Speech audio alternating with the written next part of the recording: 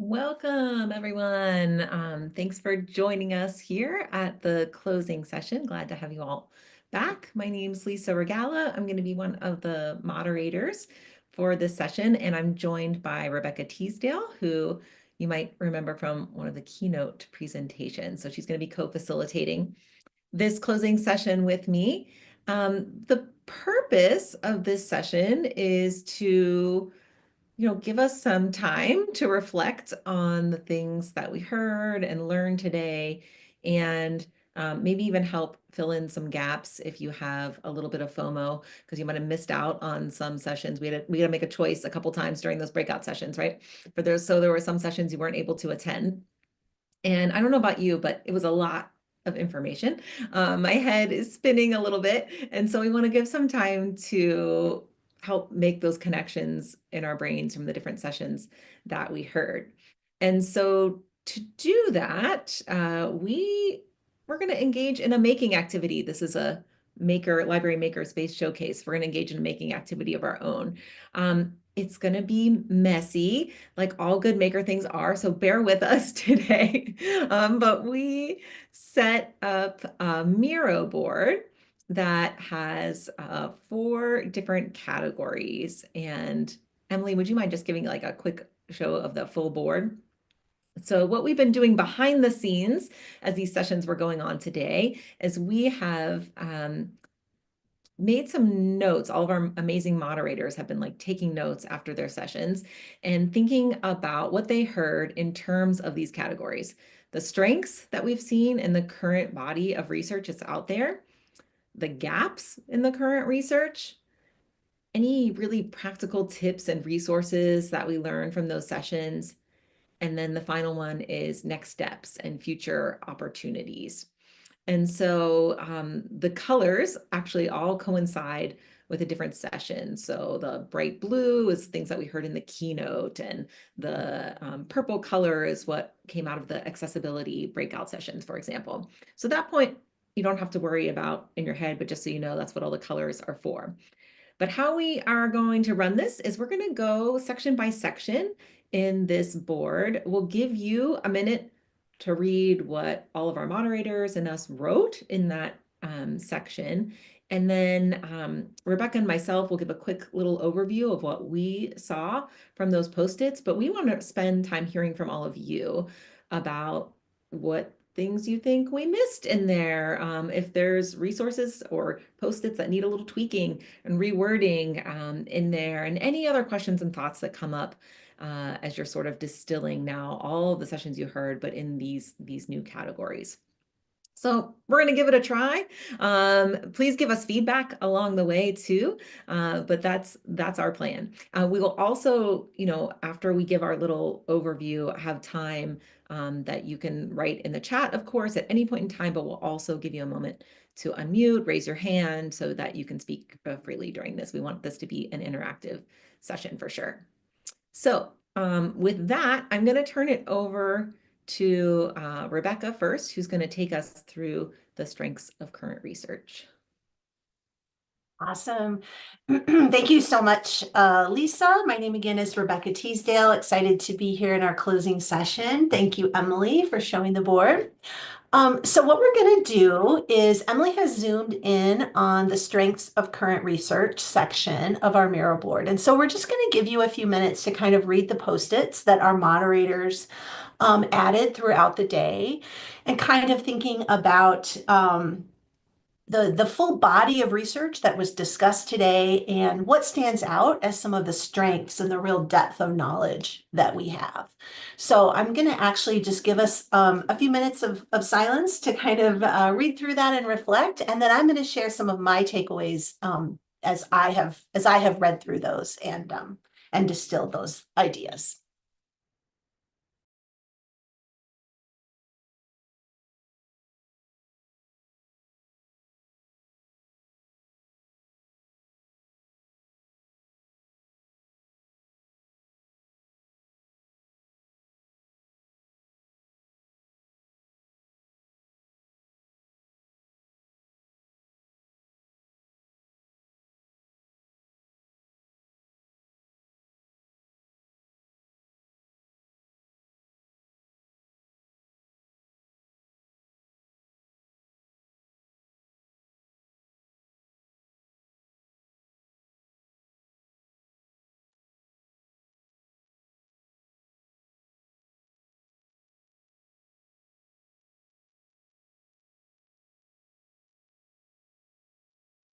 All right. I know there's a lot there, and it's hard since we can't see you all to know kind of how it's going looking through. But I was really struck in looking at these post-its and just kind of reflecting on our day together, how much the research has really grown along with maker services and maker programs in libraries. So, those of us that have been around for a while, remember in the bad old days at the beginning when researchers were really trying to help figure out like what is this maker phenomenon, really trying to document what these spaces were, what was happening in them.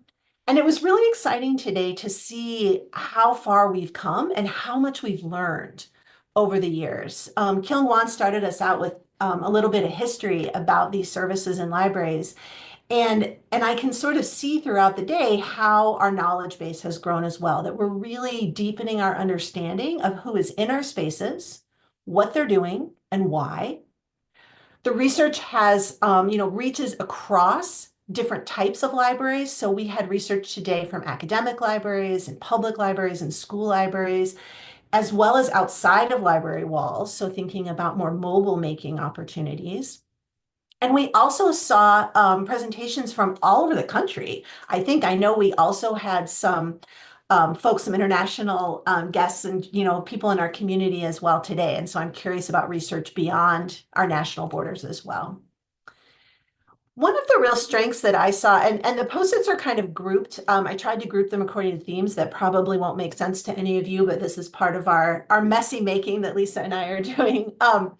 One of the things that really stood out to me is that we also now have this research base that's connecting library makerspaces to the larger LAS profession, right? So research is really helping us to document and to represent those values um, of library and information science more broadly and demonstrate the value of makerspaces to the field, right? I think Kyung-Won started us off by saying like this isn't some kind of like marginal on the side activity anymore. This is becoming, the heart, part of the heart and soul of what we do.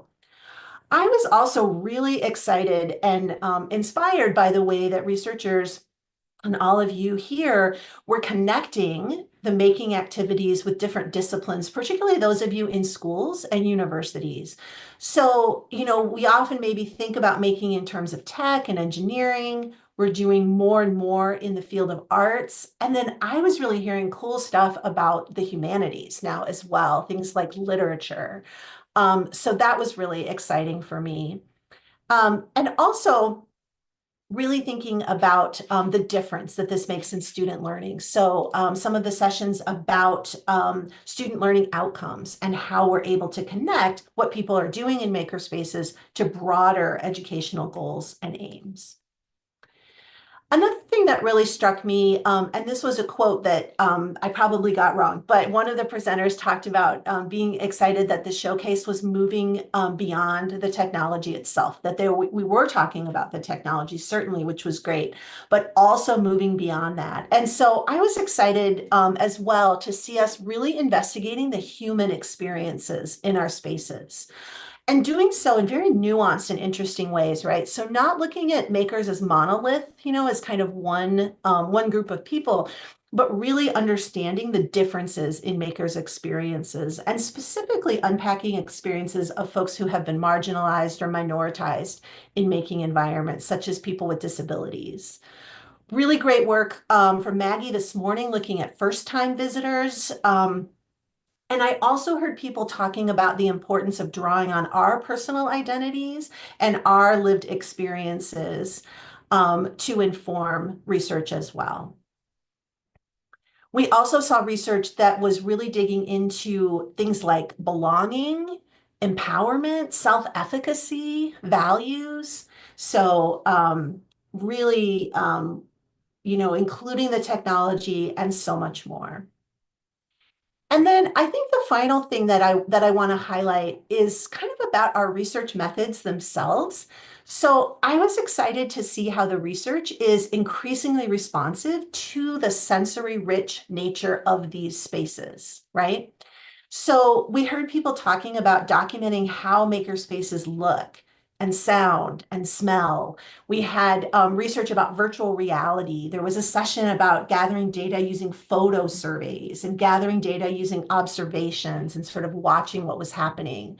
And I think that's really important. And it's really stretched my thinking and made me really, kind of challenge myself about how I can contribute to that base or draw on that base, that we're starting to understand our maker spaces as these multisensory places and have that reflected in our research as well.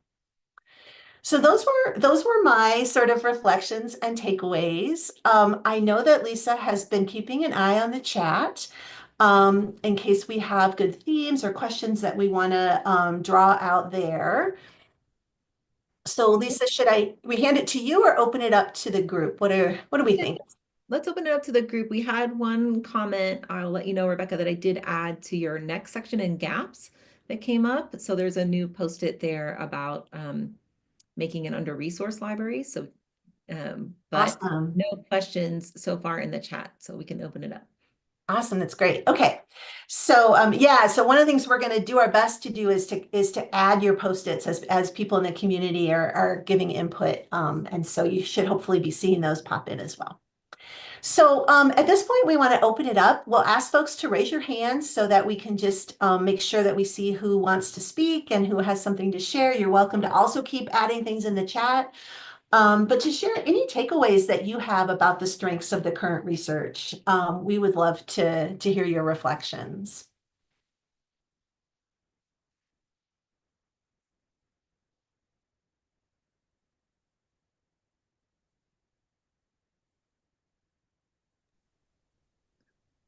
I think the other comment, Rebecca, while people are still thinking, and feel free to use the hand raising tool if you want to speak, was just that use of VR. I mean, that was one of the comments in the chat about how exciting that is. It's just kind of a tool to move away from a text-based research.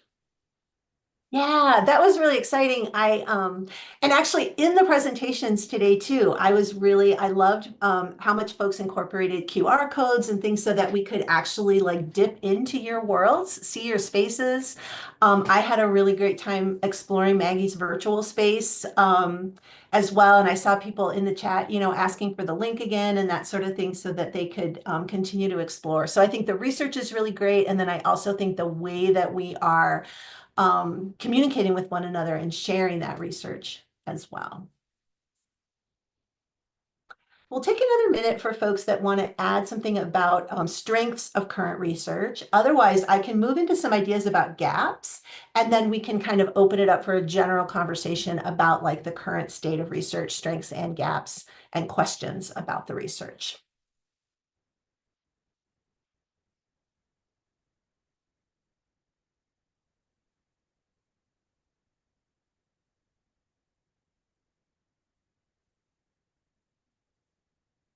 Yeah, so I see a comment from Ashley in the chat about considering community values and desires and needs is great, that makerspaces will not be the same in each community. I heard so many of the presenters today talking about that and really talking about, I can't remember now which, I heard someone specifically say, like, I'm not going to give you, a bunch of advice about what you should do. Maybe that was Dr. Mello as well. Because we're all different, our communities are different, and we're responding to different needs and different priorities, which I really appreciate. Um,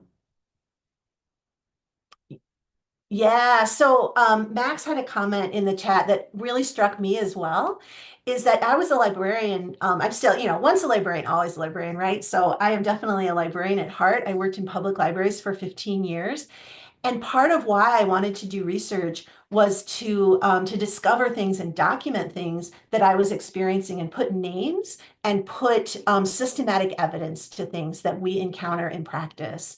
And so some things that are intuitive as practitioners, that folks have different goals, that intimidation factor that people feel in the makerspaces, and having that substantiated by research, I think is really powerful for our field and gives us an evidence base and a way of communicating with funders, with leaders, with community members. So I think that that is really powerful and something that's really exciting about our growing research base. I see a comment in the chat about a session about how we measure success, values-based assessment. I was really sorry to miss that. I was super excited about that too. That is like top of my playlist when the recordings come out. So I'm really looking forward to catching up on that one as well. And then I also see something in the chat about integrating vintage technology with emerging tech. I agree. That was super illuminating. If anyone missed that session, that was some really exciting work that I won't even be able to represent because it's not my area of work at all. I highly recommend watching that video to think about what technologies we're incorporating into these spaces and how to bridge some of those vintage or older technologies with some of the newer and more emerging technologies. Um, I think let's go ahead and shift into gaps a little bit. Emily, if you can move our board so folks can see gaps in the research. And I can see that Lisa is actively, oh, that's so cool. I can actually see what's being added in real time. So that kind of light, the lightest blue color are things that are coming from your conversation, our conversation in real time. So you'll see those kind of populating as we're talking. But again, I'm just going to give you a minute to take a look at what's on there, reflect a moment, and then I'll share some of my takeaways and see what else you all, what your synthesis looks like as well.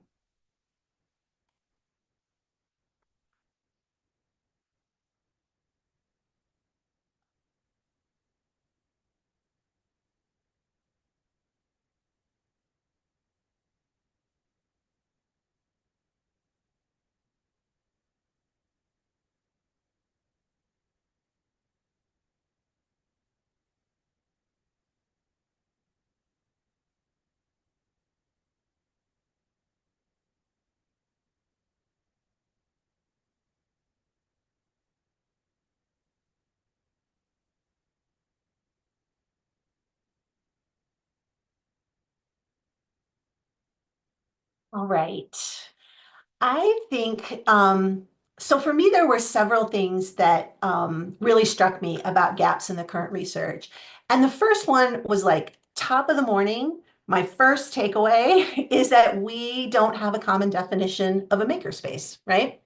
And so I kind of had that in the back of my mind all day and thinking about like, what is a makerspace? What is making in libraries? Because we have this incredible diversity and richness in what we're all doing in our libraries. And so what I found really interesting is that each definition that I sort of held in my mind throughout the day was stretched and challenged by presentations that I attended, right? So each time that I would think, okay, it's this, it's that, I would hear something else that you all are studying or you all are doing in your libraries that would help me think more expansively and more broadly. So I really appreciated that. And thought that that was a really powerful way to start the day and to kind of frame my own thinking. And then it kept happening, right? It kept carrying on this conversation about clarifying our terminology. So thinking about makerspaces being empowering, there was one of the sessions talked about like, well, what do we even mean by that? What's empowerment? What's power? What does that mean?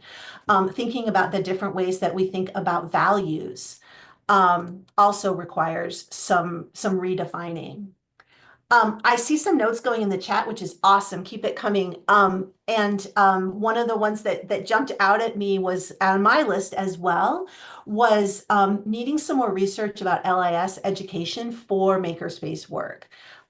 That is one that really kind of resonated across multiple sessions in thinking about really needing to understand how we're preparing people for this kind of work, both in like pre-service, graduate education, maybe undergraduate education, and then also in our workplaces, right? How do we train librarians and library staff? How do we support um, library staff?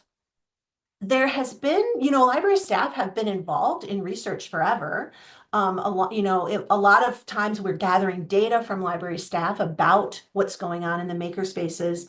But what I noticed was that we're often asking them about the experiences of makers, or we're asking them about the making activities rather than, or maybe there's more space where we could also be asking more about their day-to-day work, right? Their career pathways, their experiences, their challenges.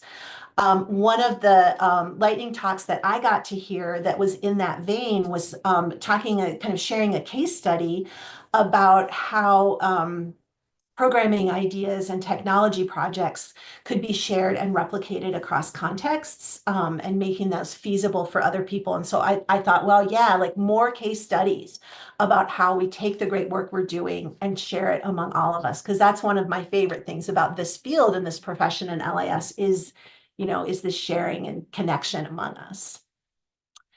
I was also struck by the conversation around disability access and experiences of youth with disabilities and the need for more research in this area. And I would also then build on that more research about other makers who are minoritized or marginalized in making environments. Kind of building on the conversation about belonging made me wonder about research about what is othering in these environments, right? And see some opportunities there. I was also wanting to think with all of you about what AI means for all of this. I was really curious about how AI powered design tools or bots might support making or constrain making or just sort of change the landscape. I don't know much about that. um, and then I was also really struck because of this conversation about the multisensory nature of makerspaces. It made me really wonder about the need to be more visual and interactive in our dissemination, right? And so one of the speakers talked about that, being able to do a conference paper that was a lot more visual than usual. And so thinking about gaps, maybe not in the research itself, but in how we talk about it and how we share it to really be congruent with the environments that we're studying. So that's kind of my brain dump about gaps. I've seen the chat going and I did not catch much of it. So I'm going to ask Lisa if there's things there that we want to call out and want to invite people to raise your hands and come off mute as well. Yes, definitely invite folks to do that. I've been adding a little bit, I think, to future opportunities. I mean, obviously there's some overlap in these categories, but there were some questions um, about how state libraries can help, Mm. about how library makerspaces might help meet sustainability and freedom of information values. Um, and I think you saw the other post-its I had added about tribal libraries and how Mm. do we learn from that and bringing those cultural arts and crafts to our other spaces. So there's a lot of great ideas and a lot of conversations around some of those topics, and I've been trying to add the post-its as we go, but Oh, would this love. is great. This is great. I also just saw something about public libraries partnering with school libraries.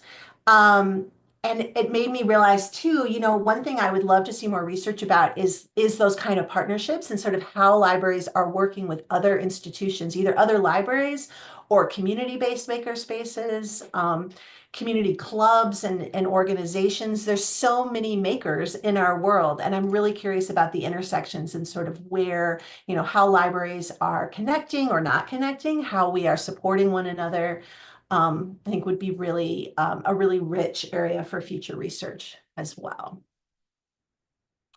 Yeah, Benjamin says partnerships are crucial. Yeah, or critical, sorry. Yeah, I completely agree. And I see it, right? When I do research with libraries and I get to visit different communities, I see the great outreach and the great partnerships that libraries are doing. And today it just reflected on, wow, like we need to know more about that and have research in that area to support that work. So we've talked about strengths in the research base and gaps. Is there anything else that people want to chime in with about the kind of the research body, the body of research, the base? Oh, Juliana has her hand raised. Awesome. If you want to come off mute and share your thoughts, that'd be great.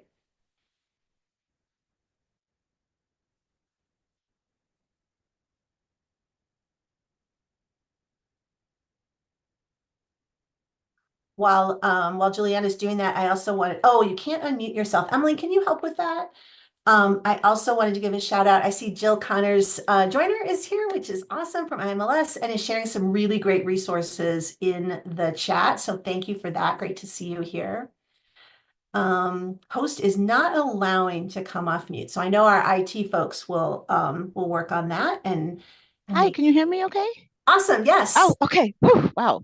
Well, Wonderful. Thank you. I really appreciate the post-it note on dispositions of a maker and how to make it part of the academic conversation. So I'm actually new to my role as an experiential learning librarian, so new to library makerspaces and specifically academic libraries, but I've been an instructional librarian for many, many years. So I'm really familiar with ACRL's, information literacy framework that does have designated dispositions. So I was actually very surprised to see that there weren't already dispositions of a maker. So that was something that I think really I'm thinking a lot about. And I'm curious to hear other people's thoughts on this because yeah, I get to me, this is such a crucial piece of what are we looking for success in these spaces and success for our learners and kind of being able to also assess how are we identifying that if we can't see indicators of these dispositions potentially, right? Oh, I think now you're muted. oh my gosh, it wouldn't be a Zoom a conference if we weren't having muting problems. That is such a great point. I'm really glad you brought that out because when I saw that posted, I added that also to my playlist because I didn't get to hear that talk. So I'm really excited to learn more about that and yeah, looking forward to learning about those dispositions as well. All right. I see. Yeah, there's so much going on in the chat, but I want to be mindful of time. And so I think at this point, I'm going to hand it over to Lisa, who is going to take us to the next section on the Miro board, which is about practical tips and resources. And that is an amazing section. It is like full of incredible things. So this is going to be really fun to dig into. Thanks, Rebecca. Yes.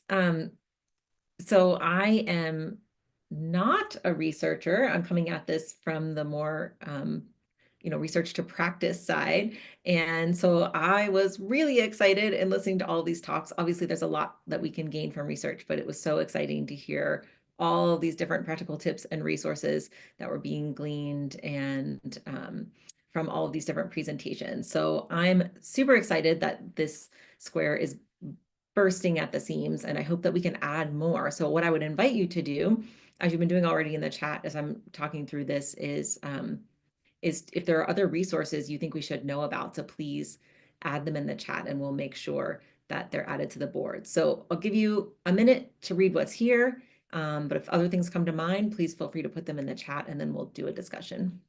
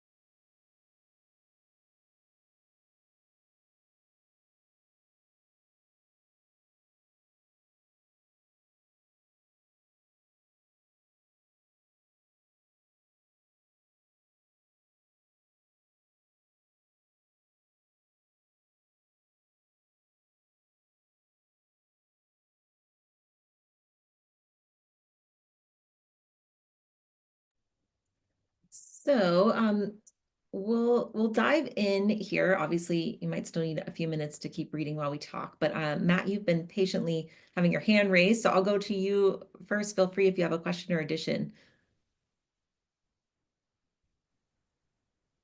Hey y'all. Um,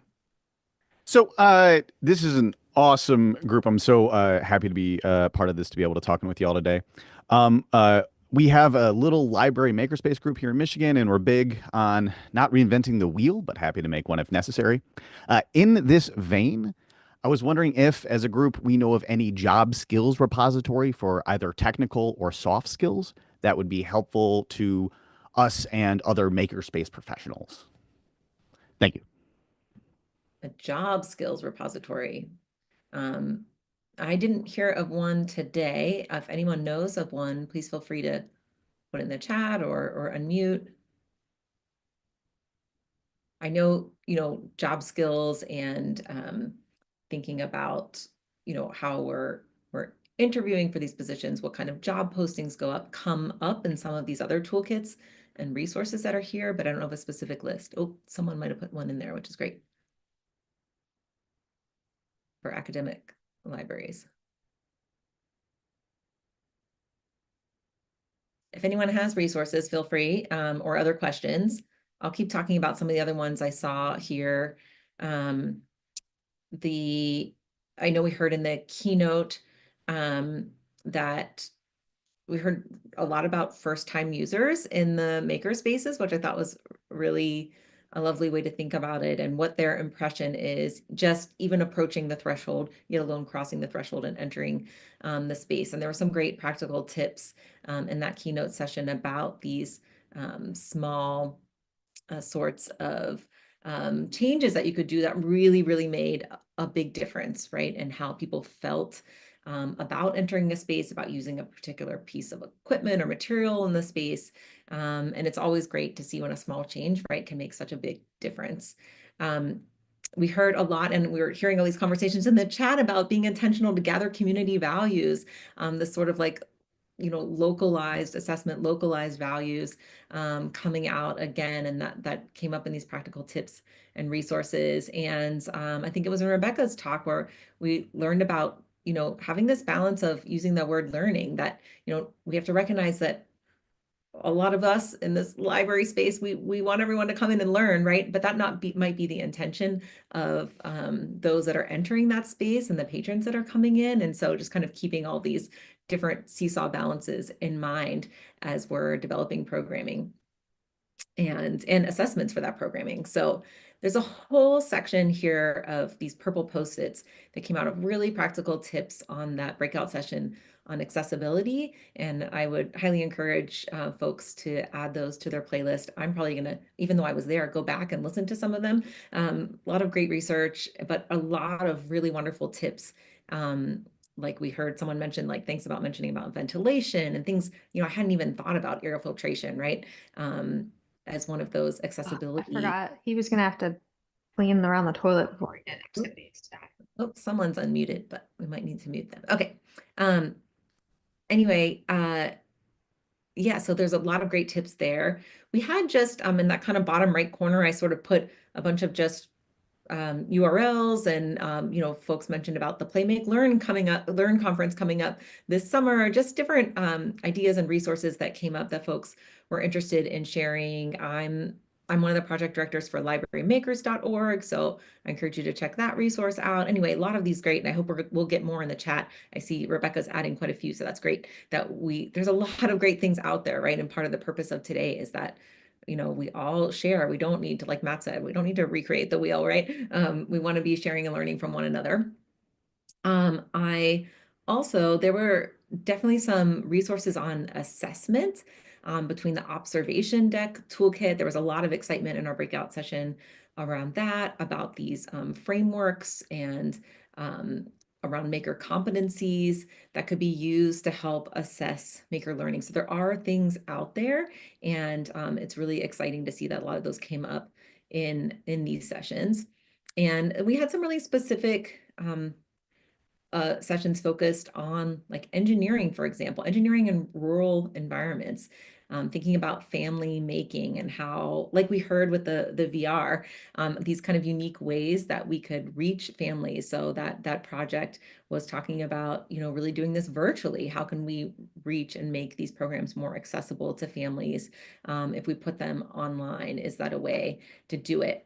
as well as this connected spaces and reach projector. There were some neat technologies being used to help people connect, to help share what they're working on live with others across town, across a library, or across the world, right?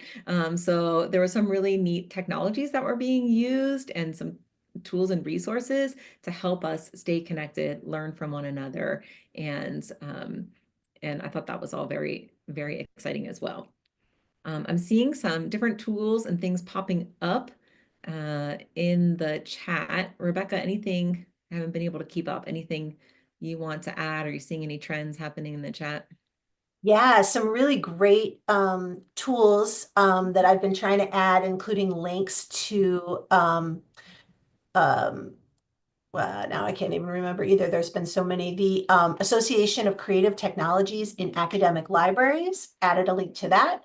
The Making in School and Public Libraries downloadable book has been added. PLIX, the Public Library Innovation Exchange. So I'm just kind of popping all these on there and doing my best to keep this readable. We are going to share the Miro board so that you'll have, you'll be able to see all this. So it's getting so full that I know it's hard to read, so appreciate that. Yeah, thank you. And I just see lots of good um, questions about, folks wanting to do maker events and looking for resources on that.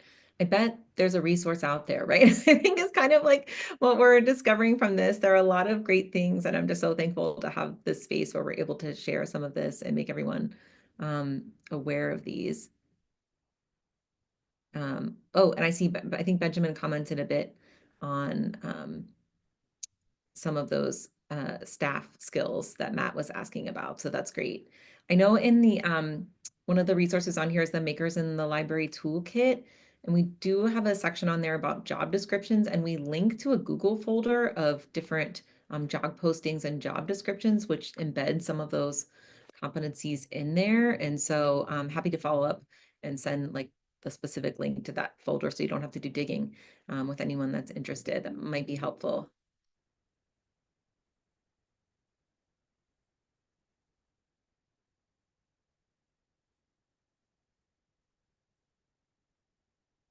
Oh yeah, and some other great accessibility tips coming up too. I just saw Rebecca, you added that. Thank you.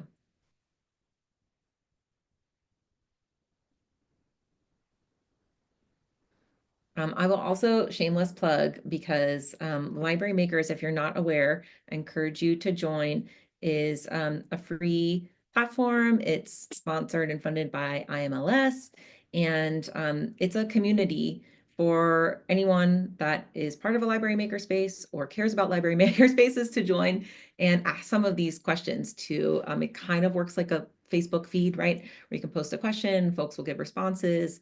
We have about 1,600 members now. So folks are chiming in, and it could be a way to also, again, continue these conversations on that space, and I'll post some of these resources, get ideas for other things. Even if there's not a resource available, someone might say, hey, I've done this, check this out.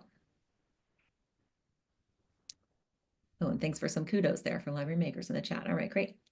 I think for sake of time, we'll move on to our last category, which is the future.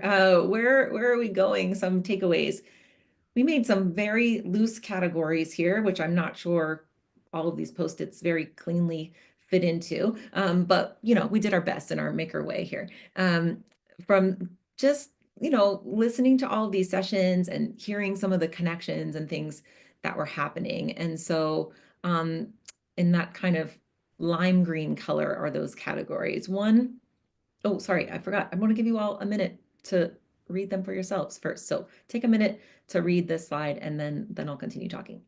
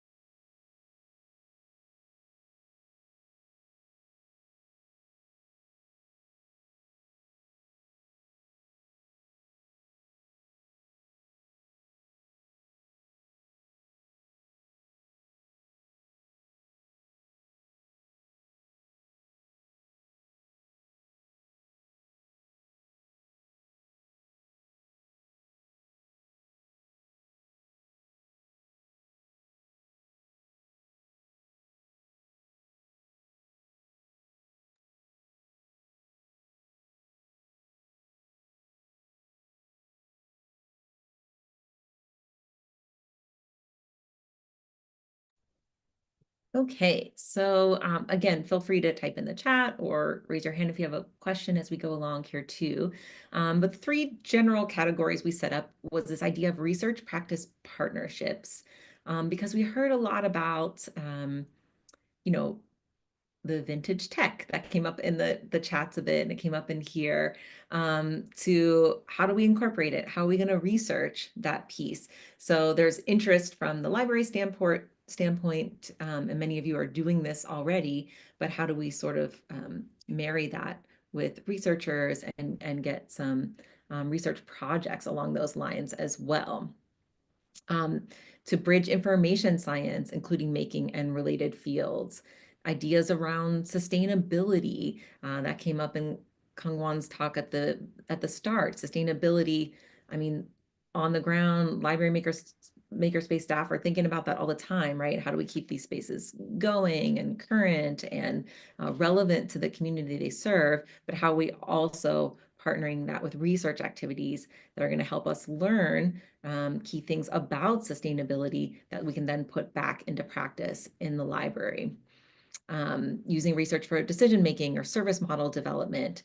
So all these different areas where we can think more about how we can more closely tie, these day-to-day challenges and opportunities that are happening in library makerspaces with research projects that could help further that learning and growth in those areas. A second bucket, which I kind of put in that left side of the board, were approaches for gathering and incorporating feedback into makerspaces. We had a whole breakout session about assessment, but we heard about it in other sessions as well.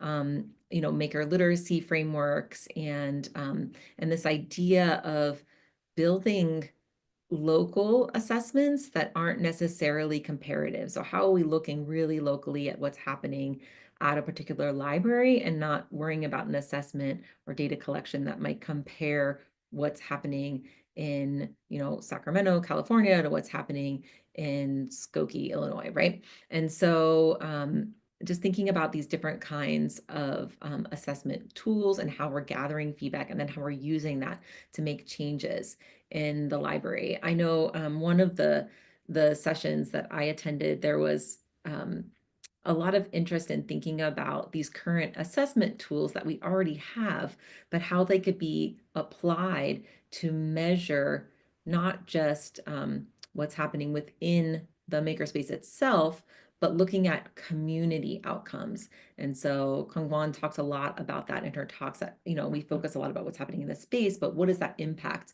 on the community at large? And so there were some aha moments in there, which I think lead to some future opportunities of like, hey, we have these tools already. Can they also be applied to look at these other avenues like community-based outcomes of library makerspaces? And then my bottom right category was about supporting library staff in applying and building on research in their spaces. And so, how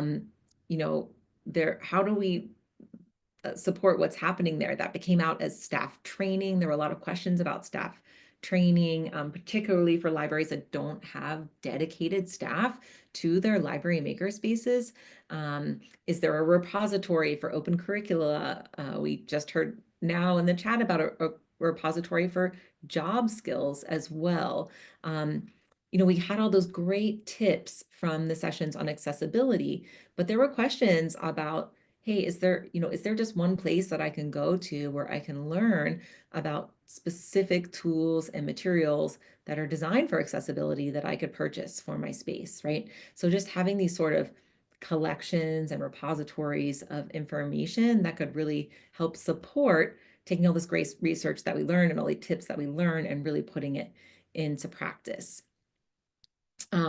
Opportunities to share projects and expertise across all of our sites because everyone's doing really amazing things and we want to be able to share that, and through a lot of technology means we heard about in the sessions. I'm noticing a lot going on in the chat, so I want to pause for a minute and see, Rebecca, is there anything else we should be focusing on? Yeah, one of the great comments that came up earlier that I added here was a suggestion to develop a degree based on making, running, maintaining makerspaces along with library and information technology. So there was enthusiasm about that in the chat, and so I've added that to the board. There was also a question about whether from the showcase today there would be a place with all of this great resources. And so I mentioned that we're going to post the materials on our website, but there was conversation about like maybe we need a research repository so where people can find stuff. So I'm going to add that right now before our very eyes. Ooh, I know, it's so great. I did see that post that you added, but my glasses aren't strong enough. I couldn't read that one. So thank you Yeah, for bringing that one up. I'm seeing a chat here from Benjamin about supporting our ESL community as well, as another aspect of accessibility. So thank you for bringing that up. Yes, it's another layer, right, of accessibility is the multilingual piece.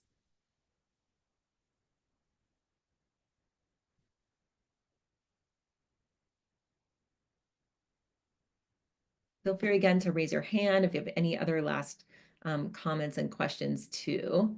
We'll have a few more minutes to be kind of wrapping up our time here before we turn it over to close the whole session. So if you have a question, now's your chance.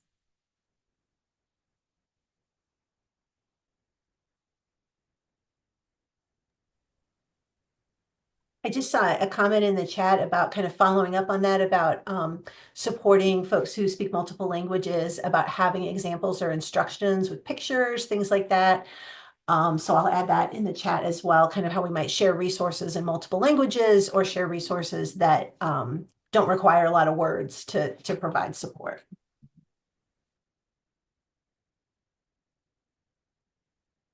There's an interesting comment James put in there too. I'm curious to hear others comment and chime in on that. You know, we're all for continuing education, but wondering how many people, I'm assuming you mean that work in a library do this because you don't need a degree. Is that what you mean, James? I'm not sure if I'm putting words in your mouth, but I love to have some clarification and hear what others have to say to that comment. Because I know many library staff do have a degree, but it might be Yeah, so I think in terms of like a makerspace specific degree, mm, that was something that I was kind of considering. Like, also, I don't have a library degree, and so something that drew me to this field was that it was an area that I could explore, and it was an area that I could kind of expand my skill set, but I wouldn't need to necessarily get a library degree, so to speak. thank you for clarifying.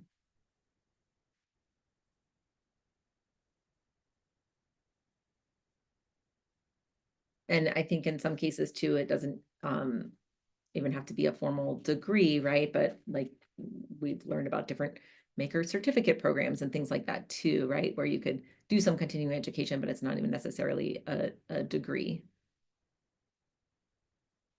I think this ties to the job skills question too that Matt was asking as well. Yeah, I'm seeing some folks saying like their work history is what got them to the position, not a particular degree.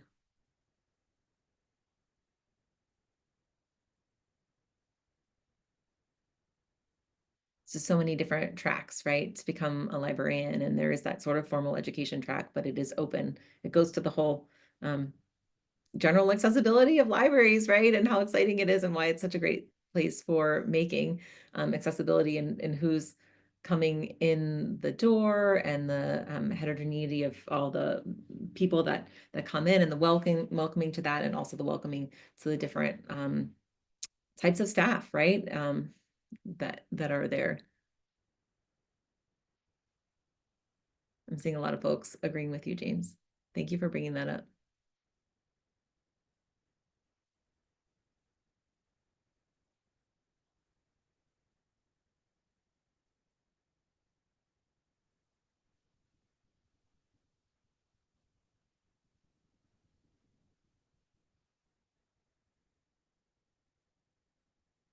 Is there any other new questions, Rebecca, do you think we should address? I think we've covered it. There's still great conversation and people connecting around resources, which I think we should keep going with that, which is great. But yeah, I think we've synthesized. Thanks for bearing with us. And that was our little experiment here. I hope you found this helpful. And yeah, thanks for being here. I'm going to turn it over to Kongwan to wrap it up for the day.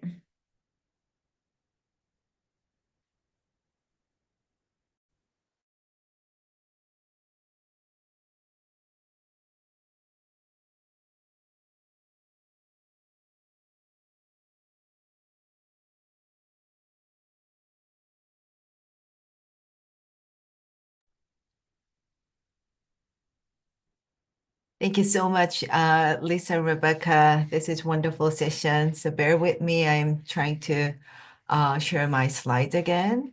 Let's see.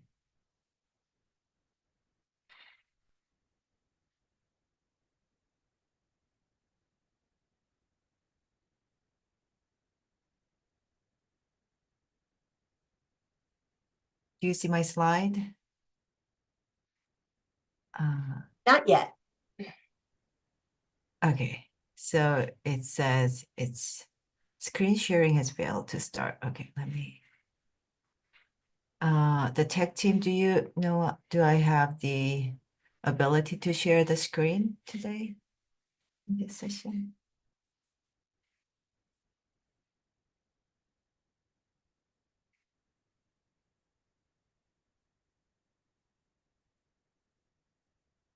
Here we go. Okay, thanks so much again, Lisa and Rebecca, for facilitating this closing session and help us reflect on and synthesize what we've learned throughout the day. And thank you to everyone for being here to learn and celebrate with us. Our next step is to work on uploading and sharing the recordings of the talks as well as the presentation materials that each speaker is willing to share on the project website. So please stay tuned. And as I mentioned in the opening session this morning, this research showcase is part of the National Forum funded by IMLS. And our next phase will be a series of listening sessions to envision and plan the future of library makerspaces, not necessarily about research, but the overall field of library makerspaces. So we have 3 identical 1-hour Zoom sessions coming up in March. So everyone is welcome to join one of those listening and feedback sessions. And we'll be exploring 4 areas together: values, vision, priority, and resources. We'll also be gathering input asynchronously while we will be synthesizing and documenting this great showcase. So again, please stay tuned. All of you who registered for this event will receive a follow-up thank you message with information about the upcoming sessions and the project website update. Thanks again, and it's been an amazing day, and I hope you've made a great connections and takeaways today. So yeah, so thank you everyone, and bye now, and let's stay connected.